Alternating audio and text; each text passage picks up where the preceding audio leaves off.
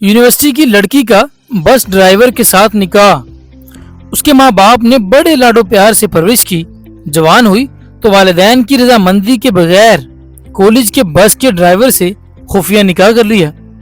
باپ کو جب پتہ چلا تو بیٹی نے جواب دیا، میرا نکاح ہو چکا ہے، بہتر یہی ہے کہ آپ اپنے ہاتھوں سے مجھے رخصت کر دیں، ورنہ میں خود ان کے پاس چلی جاؤں گی۔ باپ نے کہا کہ اگر آپ کا یہ حتمی فیصلہ ہے تو آپ نے گھر سے جو کچھ لینا ہے لے لیں اور خود ہی اپنے شوہر کے پاس چلی جائیں، لیکن یہ یاد رکھنا کہ اب آپ کا ہم سے اور ہمارا آپ سے کوئی تعلق نہیں ہے، آپ ہمارے لیے مر گئی ہیں اور ہم آپ کے لیے۔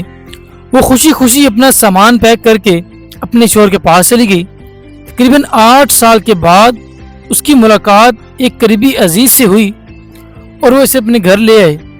خیر و خیریت دریافت کرنے کے دوران اس نے زاروں قطار رونا شروع کر دیا۔ اب وہ جو رشتہ دار تھے، وہ ریلیٹیو تھے، وہ سمجھے کہ شاید حالات صحیح نہ ہونے کی وجہ سے رو رہی ہے یا اپنے والدین کی نافرمانی اور جدائی کا پچھتاوا اسے ستا رہا ہے۔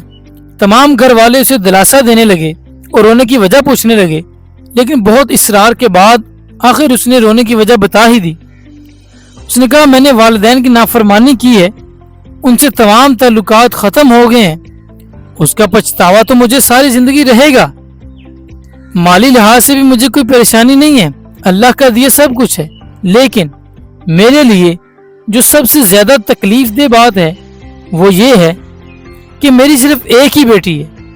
میرے شوہر جب نماز پڑھنے کے بعد دعا مانگتے ہیں تو میں نے چپکے سے کئی بار ان کی یہ دعا سنی ہے۔ وہ روتے ہوئے اور گڑ گڑاتے ہوئے اللہ تعالیٰ سے صرف ایک ہی دعا مانگتے ہیں کہ یا اللہ میری بیٹی ماں پر نہ جائے، یا اللہ میری بیٹی اپنی ماں پر نہ جائے، یا اللہ میری بیٹی اپنی ماں کی طرح گھر سے بھاگ کر کبھی شادی نہ کرے، یہ اپنی ماں کی طرح اپنے والدین کی عزت کو کبھی رسوا نہ کرے۔